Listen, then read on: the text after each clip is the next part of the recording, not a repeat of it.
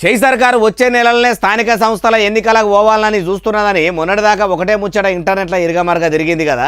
అయితే ఎప్పుడు ఎన్నికలట అంటే ఎంపీటీసీ జెడ్పీటీసీ ఎన్నికలను జూను జూలై నెలల్లో పెట్టేందుకు కాంగ్రెస్ ప్రభుత్వం చూస్తున్నదట.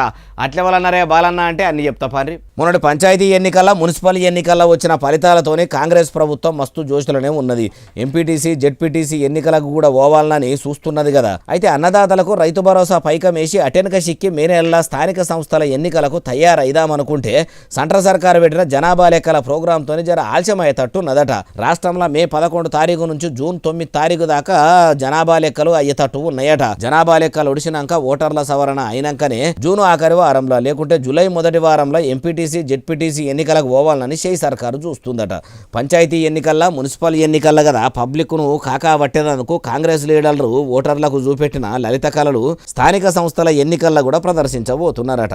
అయ్యా సీఎం రేవంత్ సారు ఉదయకు ఏరువాడిలకు వచ్చి 2 ఏళ్ళని అర్థం కాబట్టి ఈడికే సగం మీ పాలన ఒడిచిపోయింది. ఇక మిగిలింది ఇంకా సగం పాలన. ఇప్పటికీ మీరిచ్చిన హామీలు పురాగా అమలు చేయకపోతిరి.